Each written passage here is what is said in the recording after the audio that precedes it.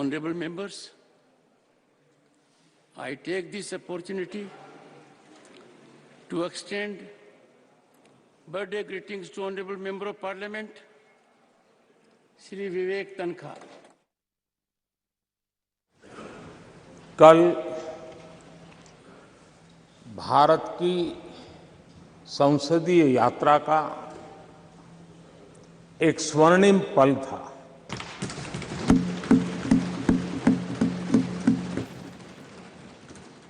और इस स्वर्णिम पल के हकदार इस सदन के सभी सदस्य हैं। सभी दल के सदस्य हैं, सभी दल के नेता भी हैं। सदन में हो या वह सदन के बाहर हो, वे भी उतने ही हकदार हैं। और इसलिए मैं आज आपके माध्यम से इस बहुत महत्वपूर्ण निर्णय में और देश की मातृशक्ति में एक नई ऊर्जा भरने में ये कल का निर्णय और आज राज्यसभा के बाद जब हम अंतिम पड़ाव भी पूरा कर लेंगे, देश की मातृशक्ति का जो मिजाज बदलेगा, जो विश्वास पैदा होगा, वो देश को नई ऊंचाइयों पर ले जाने वाली एक अकल्पनीय अप्रतिम शक्ति के रूप में उभरेगा। ये मैं अनुभव करता हूं। और इस पवित्र कार्य को करने के लिए आप सबने जो योगदान दिया है, समर्थन दिया है, सार्थक चर्चा की है, सदन के नेता के रूप में मैं आज आप सबका पूरे दिल से, सच्चे दिल से आदरपूर्वक अभिनंदन करने के लिए खड़ा हुआ हूं, धन्यवाद करने के लिए खड़ा हूं। नमस्कार। अब एक मिनट, सभी दलों के नेताओं ने कल समर्थन किया है। माननीय प्रधानमंत्री जी ने सबका आभार व्यक्त कर दिया। और सदन के नेता जब आभार कर दे तो पूरा सदन का आभार होता है। माननीय सदस्यगण, इसके बाद माननीय सदस्यगण, 21 सितंबर का दिन अंतर्राष्ट्रीय शांति दिवस के रूप में मनाया जाता है। सभी राष्ट्रों और लोगों के बीच शांति के आदर्शों को स्मरण और उन्हें सुदृढ़ बनाने के लिए इस वर्ष का अंतर्राष्ट्रीय शांति दिवस का विषय शांति के लिए कार्य # वैश्विक लक्ष्यों के लिए हमारी आकांक्षा। भारत विश्व शांति को प्रोत्साहित देने के लिए सदैव विभिन्न देशों के बीच सहयोग को बढ़ावा देने, परस्पर संवाद के माध्यम से आपसी टकराव का समाधान करने और वैश्विक एवं क्षेत्रीय शांति अहिंसा के आदर्शों को संरक्षित एवं संवर्धित करने के लिए प्रतिबद्ध रहा है। हमारी संस्कृति सदियों से अहिंसा की रही है। आइए हम इस अंतर्राष्ट्रीय शांति दिवस पर एक ऐसे विश्व के निर्माण के लिए संवाद, संवेदनशीलता, सहिष्णुता और सहयोग की भावना से काम करें, ताकि हम एक शांतिपूर्ण विश्व का सपना साकार कर सकें।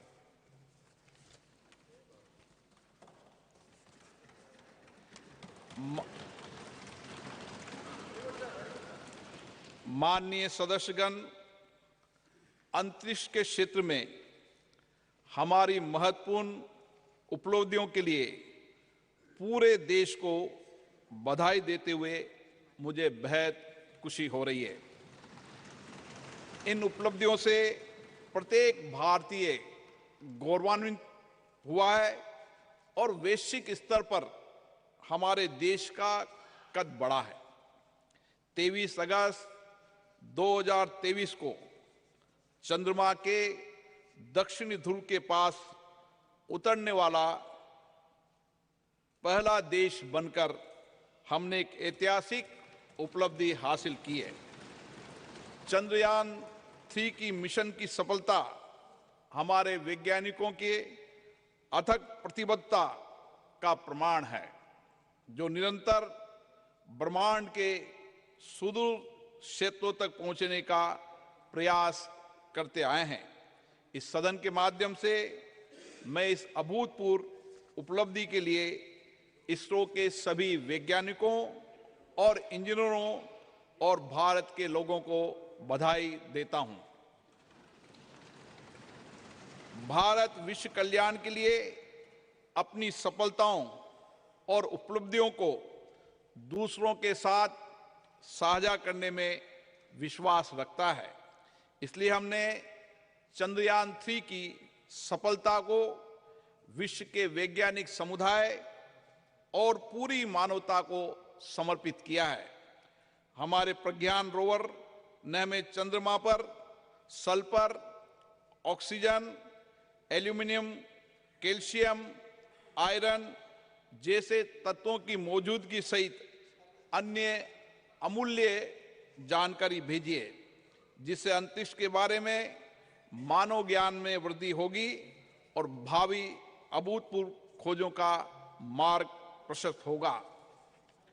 23 अगस्त को राष्ट्रीय अंतरिक्ष दिवस के रूप में मनाना उचित होगा। एक ऐसा दिन होगा जो हमारी भावी पीढ़ियों को जीवन में उच्च महत्वाकांक्षाएं रखने और उन्हें साकार करने के लिए कड़ी मेहनत के लिए प्रेरित करता रहेगा। मैं चंद्रमा पर चंद्रयान 2 के पद चिन्हों को तिरंगा पॉइंट और चंद्रयान 3 के लैंडिंग स्थल को शिव शक्ति पॉइंट का नाम दिए जाने का भी स्वागत करता हूं। ये नाम हमारी सदियों पुरानी विरासत के सम्मान के साथ हमारी वैज्ञानिक महत्वाकांक्षाओं और प्रयासों के प्रतीक हैं।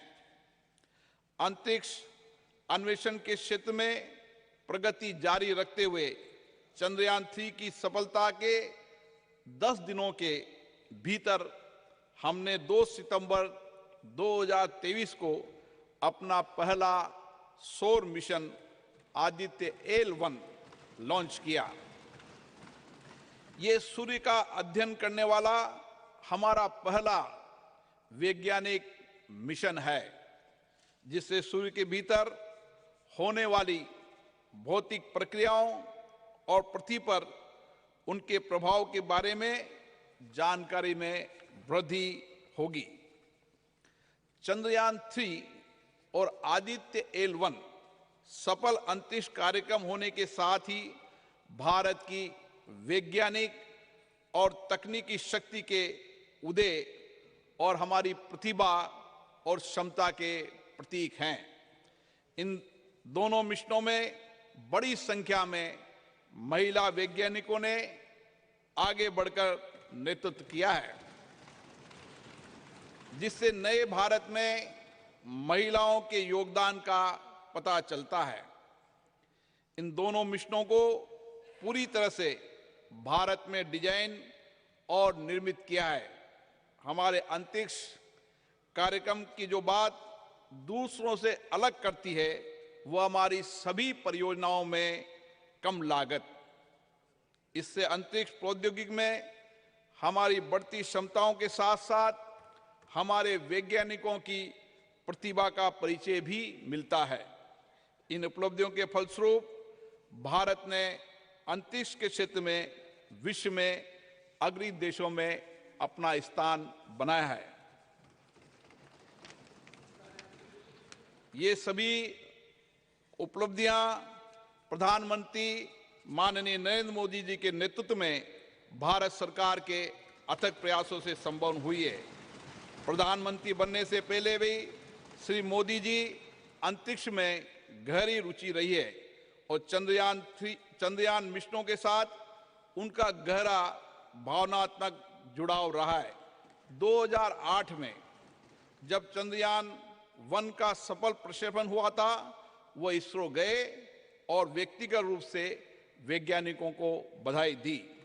2019 में जब अंतिम समय में कुछ तकनीकी खराबी के कारण चंद्रयान 2 वांछित उद्देश्य प्राप्त नहीं कर पाए, तो उन्होंने हमारे वैज्ञानिकों के बीच जाकर उन्हें विफलताओं की चिंता किए बिना लक्ष्य प्राप्ति के प्रयास के लिए प्रेरित किया। कोविड-19 के समय जब पूरी दुनिया संकट में जूझ रही थी, ऐसे में माननीय प्रधानमंत्री श्री नरेंद्र मोदी जी इस विपदा का उपयोग अवसर के रूप में किया करते हुए अंतरिक्ष क्षेत्र सहित देश की अर्थव्यवस्था के विभिन्न क्षेत्रों में महत्वपूर्ण सुधार लाने के लिए प्रयासरत रहे। उनके इन्हीं प्रयासों के फलस्वरूप हम विश्व अंतरिक्ष शक्ति बनने की दिशा में आगे बढ़ रहे हैं। पिछले कुछ सालों में अंतरिक्ष स्टार्टअपों की संख्या में रिकॉर्ड वृद्धि हुई है। पिछले साल निजी क्षेत्र में निर्मित पहले रॉकेट विक्रम एस का प्रक्षेपण हुआ है।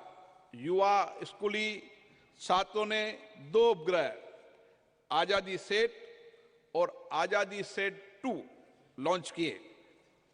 अंतरिक्ष प्रौद्योगिकी क्षेत्र में हमें महत्वपूर्ण सफलता मिली है, जैसे प्रक्षेपण वाहनों का परीक्षण एक बार में 104 उपग्रह लॉन्च करके हमने विश्व रिकॉर्ड बनाया है। इन उपलब्धियों के फलस्वरूप भारत में दुनिया का नजरिया बदला है। हमारे देश को लेकर विश्व समुदाय के दृष्टिकोण में बदलाव आया है। माननीय प्रधानमंत्री नरेंद्र मोदी जी के दूरदर्शी नेतृत्व और विज्ञान और नवाचार को बढ़ावा देने के कारण ही संभव हो पाया है।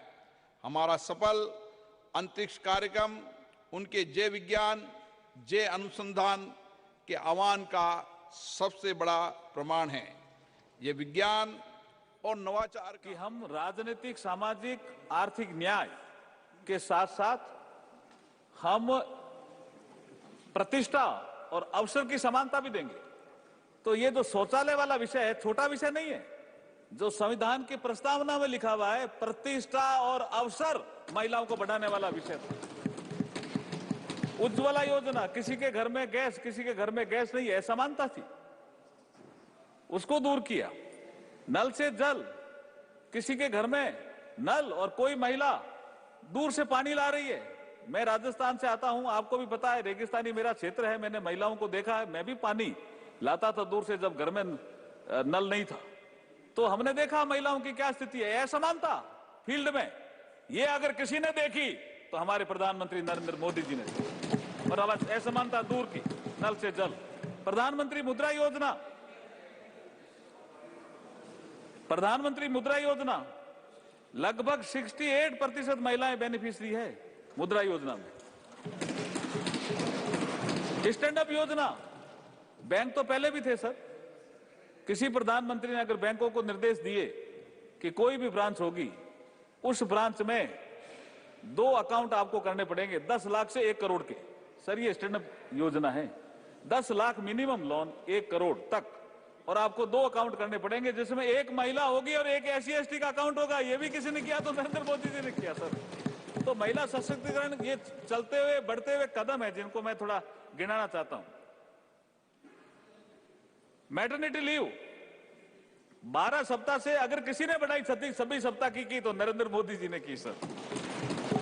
3 तलाक समाप्त किया, ये सामाजिक बुराई थी, नरेंद्र मोदी जी ने किया। मातृ वंदना स्कीम, हमारे जो नागरिक हैं, अंडरवेट नहीं हो, कमजोर नहीं हो, तो जिस गर्भवती महिला के पेट में बच्चा हो उसको न्यूट्रिटिव फूड मिले, इसके लिए 5,000 रुपए उसके खाते में, महिला के खाते में ही जाएंगे वो पैसे। ये मातृ वंदना स्कीम आई, सुकन्या समृद्धि योजना आई, मिशन पोषण आया, मिशन शक्ति आई, पीएम सुरक्षित मातृत्व अभियान आया, आर्म्ड फोर्स में महिलाओं का परमानेंट कमीशन आया। ये सब सेल्फ हेल्प ग्रुप के माध्यम से महिलाओं का आर्थिक उत्थान का विषय आया। जेम पोर्टल में लगभग 1.5 लाख वुमेन वेंडर पंजीकृत है। खेल 2021 टोक्यो ओलंपिक में 49% महिला एथलीटों की भागीदारी रही। तो ये सब काम ऐसे हैं जो ये बताते हैं कि जब 2019 का इलेक्शन आया तो महिलाओं ने बढ़ चढ़ के लोकतंत्र के इस भागीदारी बनी और 2019 के जनरल इलेक्शन में जनप्रतिनिधि चुनने में महिला वोटरों की भागीदारी पुरुषों की तुलना में अधिक रही। पुरुषों का मत प्रतिशत 67.2% रहा, वहीं महिलाओं का मत प्रतिशत 67.18 रहा। तो ये ऐसा एक करिश्मा हमारे नरेंद्र मोदी जी के नेतृत्व के कालखंड में हुआ है। आज जो मैं संविधान संशोधन जो बिल लेकर के आया हूं, उसके माध्यम से हम आर्टिकल 330 में एक अमेंडमेंट करेंगे, जोड़ा है। इसमें आप सदन अनुमति देगा तो उसमें जुड़ेगा। आर्टिकल 332 में एक सेक्शन इंसर्ट होगा, आर्टिकल 334 में एक सेक्टर इंसर्ट होगा। क्रमशः ये 33A, article 332A, article 334A, ये न्यू आर्टिकल होंगे संविधान में, जिसके माध्यम से लोकसभा और देश की सभी विधानसभाओं में 1/3 सीटें नारी शक्ति के लिए आरक्षित की जाएगी। ये बहुत बड़ा कदम है, बहुत बड़ा कदम है। ये रिजर्वेशन सर हॉरिजॉन्टल भी है और वर्टिकल भी है। इसमें SC/ST की महिलाओं को भी रिजर्वेशन है, इसलिए सेंसस आवश्यक है और डीलिमिटेशन आवश्यक है। संविधान के आर्टिकल 82 में पहले से ही प्रावधान है, डीलिमिटेशन की व्यवस्था दी गई है और वो 2026 तक फ्रीज है। तो जैसे ये बिल पास होगा, सेंसस होगा, डीलिमिटेशन होगा, वो क्वासी जुडिशियल एक प्रक्रिया है सर। तो कौन सी सीट महिलाओं को जाएगी, ये डीलिमिटेशन आयोग तय करेगा। ये मैं आपके माध्यम से कहना चाहता हूं। ये कमीशन सभी स्टेक होल्डर से भी कंसल्टेशन करेगा और ये व्यवस्था में आरक्षण न्यायोचित और पारदर्शितापूर्ण प्रणाली के लिए डिलिमिटेशन का विषय आता है। बिल के स्टेटमेंट्स ऑफ ऑब्जेक्ट्स में स्पष्ट रूप से लिखा है कि आजादी के 75 वर्ष पूर्ण होने के बाद भारत जब, ये SOR में है सर, आजादी के 75 वर्ष पूर्ण होने पर भारत जब 2047 तक अमृतकाल की विकसित भारत की यात्रा प्रारंभ कर रहा है तो उसमें नारी शक्ति के योगदान की एक महत्वपूर्ण भूमिका रहने वाली है। इस बिल के माध्यम से हम माननीय प्रधानमंत्री जी के ध्येय वाक्य सबका साथ, सबका विकास, सबका विश्वास, सबका प्रयास के मंत्र को साकार रूप प्रदान कर रहे हैं। सभापति महोदय, मोदी सरकार के नेतृत्व में नारी शक्ति के विकास के लिए, महिला सशक्तिकरण के लिए जिन योजनाओं का उल्लेख मैंने पहले किया, उसी श्रृंखला में आज का ये बिल है। और एक और प्रधानमंत्री जी ने कहा है कि हम वुमेन डेवलपमेंट से वुमेन लेड डेवलपमेंट की ओर तेजी से बढ़ रहे हैं, जो हमारा G20 का भी एजेंडा था। महोदय, हमारे संविधान की प्रस्तावना में भी, जैसे मैंने जिक्र किया पहले, राजनीतिक, सामाजिक, आर्थिक न्याय की बात कही है, साथ में सभी के लिए प्रतिष्ठा और अवसर की समानता की बात कही गई है। आज मोदी सरकार महिलाओं को आर्थिक रूप से भी सशक्त बना रही है, शिक्षा और स्वास्थ्य के क्षेत्र में भी समानता स्थापित कर रही है। ये सब श्रृंखला के माध्यम से, ये श्रृंखला आज जो मैं बिल लेके आया हूं, ये उससे जुड़ा हुआ ही एक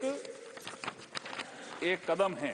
मैं एक कविता के माध्यम से मेरी बात को, आज अभी की बात को, चर्चा जो होने वाली है, उसको समाप्त करना चाहूंगा। सपने सब साकार करेंगे, सपने सब साकार करेंगे, नारी को अधिकार मिलेंगे, मातृशक्ति नेतृत्व करेगी, जन गण मन की शान बढ़ेगी। बहुत बहुत धन्यवाद। उनको अपने वैज्ञानिक विचार छिपाकर कहने पड़ते थे, पर आज से लगभग 2000 साल पहले आर्यभट्ट ने जब कहा था कि हमारी पृथ्वी अपने एक्सिस पर घूमती है, तो क्या उनका विरोध हुआ था? बाराहमीर ने जब यह सिद्धांत दिया कि पृथ्वी का गुरुत्वाकर्षण बल, ग्रेविटेशनल फोर्स, हर वस्तु को अपनी तरफ खींचता है, तो क्या किसी व्यक्ति ने बाराहमीर के इस सिद्धांत को अधर्म कहा था? जब भी भारत में किसी ने कोई नया वैज्ञानिक सिद्धांत दिया है अध्यक्ष महोदय, तो भारतीय समाज ने उस व्यक्ति को ऋषि के रूप में प्रतिष्ठित किया है अध्यक्ष महोदय। और मेरा मानना है कि संस्कृति के बगैर कल्चर के बगैर विज्ञान और विज्ञान के बगैर कल्चर या संस्कृति अधूरी है। संस्कृति और विज्ञान दोनों एक दूसरे से जुड़ने के बाद ही अध्यक्ष महोदय वह पूर्णता को प्राप्त करते हैं। दोनों को एक दूसरे का पूरक कहा जा सकता है, क्योंकि दोनों ही मनुष्यता के लिए भी यह आवश्यक है। इसका एक छोटा सा लेकिन बहुत ही महत्वपूर्ण उदाहरण मैं आपके सामने रखना चाहूंगा। अध्यक्ष महोदय, लगभग 2 वर्ष पहले उत्तराखंड में भूस्खलन के रूप में एक दुर्भाग्यपूर्ण आपदा आई हुई थी। मैं समझता हूं कि सदन के सभी सम्मानित सदस्यों को इसकी जानकारी होगी, जिसके कारण एक सुरंग में हमारे कुछ मजदूर फंस गए थे। अब इससे निपटने के लिए यहां पर विज्ञान की भूमिका सामने आएगी। हमने सेंसर आज के माध्यम से यह पता लगाया कि मजदूर सुरंग में कहां फंसे हुए हैं। उसके बाद हमने हेलीकॉप्टर से उन लोगों को वहां से निकालने में भी कामयाबी हासिल की। लेकिन अध्यक्ष महोदय, जैसे ही सुरंग से पहले मजदूर को बाहर निकाला गया, अन्यथा कोई न ले, जैसे ही मजदूर को सुरंग से बाहर निकाला गया, बाहर निकलते ही इसने दोनों हाथ ऊपर करके बड़ी तेजी के साथ जय घोष किया, बद्री विशाल की जय। अध्यक्ष महोदय, इस वाकये ने सारी दुनिया को बताया कि धर्म और विज्ञान किस तरह से यह आपस में जुड़े हुए हैं। एक दूसरे से अलग नहीं है धर्म और विज्ञान, बल्कि यह एक दूसरे से जुड़े हुए हैं। निश्चित रूप से विज्ञान ने उस मजदूर को सुरंग से बाहर निकालने में अध्यक्ष महोदय बहुत बड़ी भूमिका निभाई है, इसमें कहीं दो मत नहीं है। लेकिन उन मजदूर बंधुओं को सुरंग के भीतर जिसने जिजीविषा की शक्ति प्रदान की, जिसने साहस प्रदान किया, जिसने मनोबल प्रदान किया, जिसने आखिरी समय तक प्रयास करते रहने की शक्ति प्रदान की, वह और कुछ नहीं, हमारा सांस्कृतिक विश्वास ही था अध्यक्ष महोदय, जिसने कि यह संबल उन्हें प्रदान किया। अध्यक्ष महोदय, वह हमारी कल्चर, वह हमारी संस्कृति ही थी जिसने सुरंग में फंसे उस मजदूर को यह भरोसा दिलाया कि वह इस संकट से बचकर निकल जाएगा, उसके ईश्वर इस संकट से उसे निकाल लेंगे, यह उसका विश्वास था, भरोसा था। अध्यक्ष महोदय, हमारी आस्था, हमारी संस्कृति इनक्लूसिव नेचर की है, समावेशी या स्वभाव की है। हमारा सांस्कृतिक राष्ट्रवाद हमें अखिल मानवता के बंधुत्व का पाठ पढ़ाता है। हम सबने देखा कि जियो पॉलिटिकल दृष्टि से काफी कठिन जो वैश्विक परिस्थितियों के बावजूद हम G20 समिट का हमारे प्रधानमंत्री नरेंद्र मोदी जी के नेतृत्व में हम सफल आयोजन कर सके एवं न्यू दिल्ली डिक्लेरेशन पर भी हम कंसेंसस जुटाने में पूरी तरह से कामयाब रहे। अध्यक्ष महोदय, इसके पीछे हमारे प्रधानमंत्री द्वारा हमारी प्राचीन ज्ञान परंपरा से दिया गया संदेश है, जिसमें पूरी मानवता को एक सूत्र में बांध दिया है। प्रधानमंत्री जी ने ही कहा था, one world, one family, one future. Bharat का यही विश्वास, भारत का यही बंधुत्व का भाव प्रधानमंत्री जी ने G20 की सफलता पर भी मुखरित किया, जब उन्होंने यह कहा था कि यह केवल भारत की सफलता नहीं है, बल्कि पूरे विश्व की यह सफलता है। अध्यक्ष महोदय, विज्ञान तो वैल्यू न्यूट्रल होता है। यह वैल्यू न्यूट्रल क्या है, मैं आगे इसको विस्तार में बताने की कोशिश करूंगा। चंद्रयान जैसे अंतरिक्ष यान हो, या परमाणु के भीतर छिपी शक्ति हो, या फिर DNA एडिटिंग की टेक्नोलॉजी हो, विज्ञान हमेशा यह मूल्य निरपेक्ष होता है, यानी वैल्यू न्यूट्रल होता है। विज्ञान हमें परमाणु शक्ति का ज्ञान दे सकता है अध्यक्ष महोदय, लेकिन वह संस्कृति ही है, वह कल्चर ही है जो हमें मार्ग दिखलाएगी उस परमाणु शक्ति का उपयोग हम ऊर्जा के रूप में स्वयं के विकास में करते हैं, या फिर हथियार के रूप में अन्य का विनाश करने में हम करते हैं। कहते हैं, with great power comes great responsibility. इसलिए जैसे जैसे हमारी शक्ति बढ़ती जाती है अध्यक्ष महोदय, वैसे वैसे हमारे संस्कारों का महत्व भी स्वाभाविक रूप से यह बढ़ता जाता है। प्रारंभ में मानव के पास और उसके समर्थन में अपने वक्तव्य को रखने वाला हूं।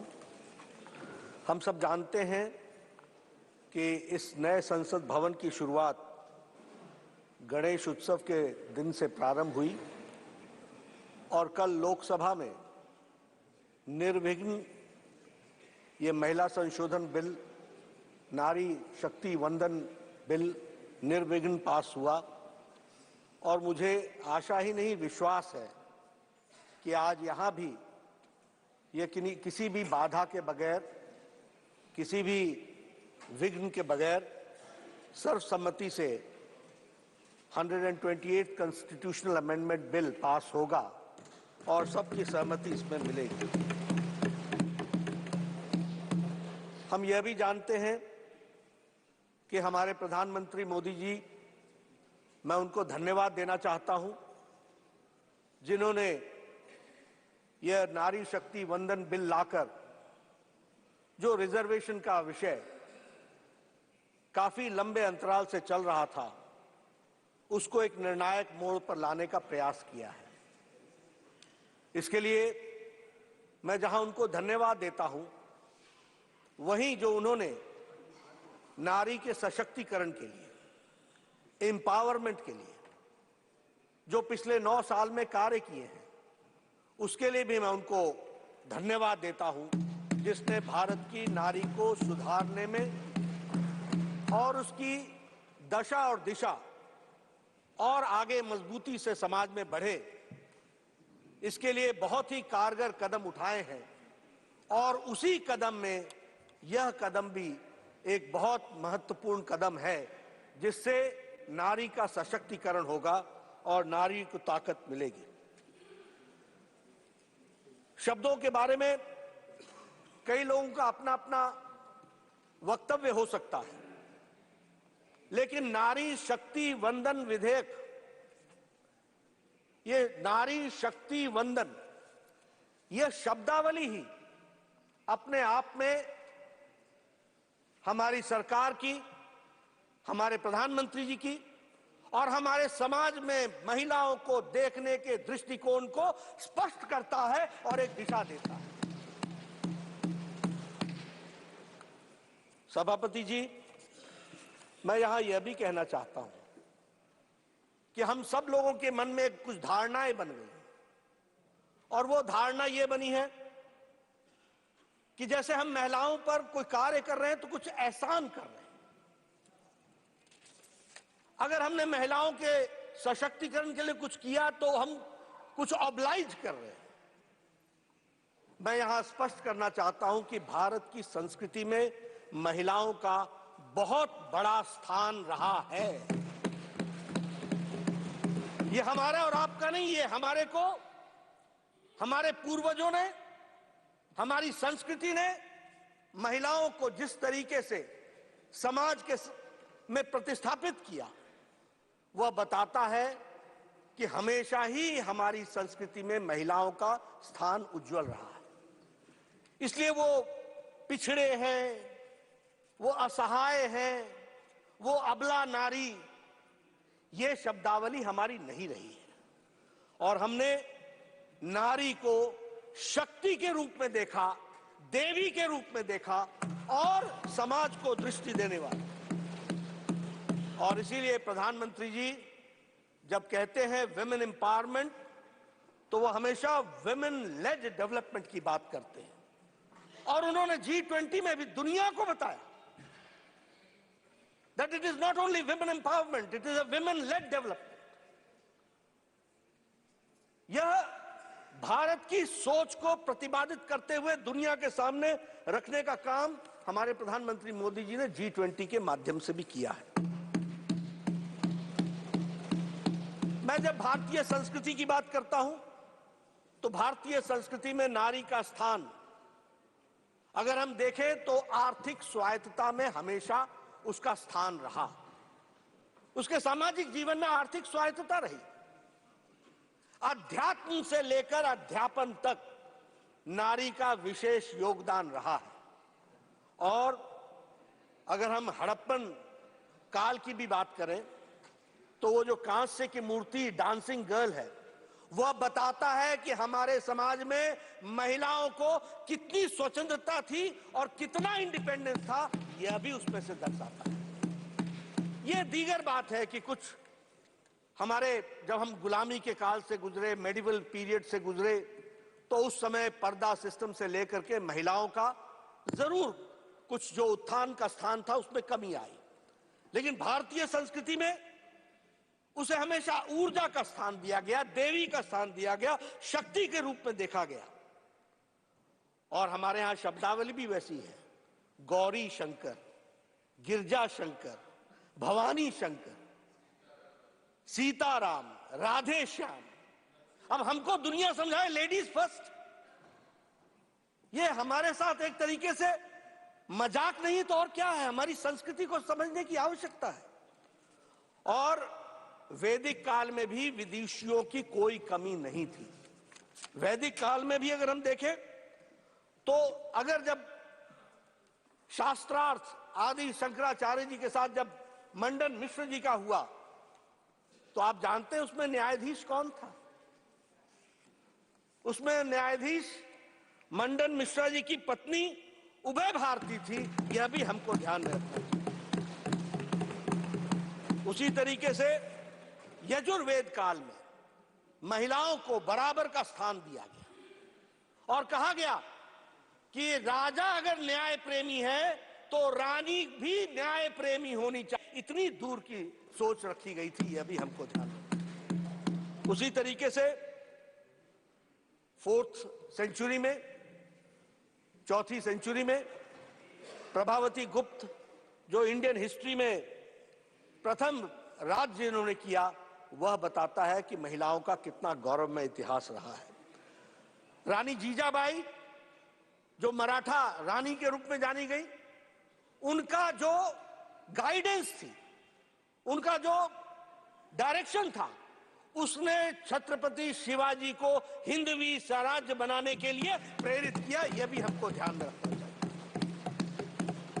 अहल्याबाई होलकर जी को हम सब लोग जानते हैं अध्यात्म की दुनिया में, और उसके साथ साथ जिस तरीके से उन्होंने मंदिरों का नवनिर्माण किया, वह बताता है कि महिलाओं का हमारे सामाजिक और हमारे आध्यात्मिक जीवन में किस तरीके का स्थान रहा है।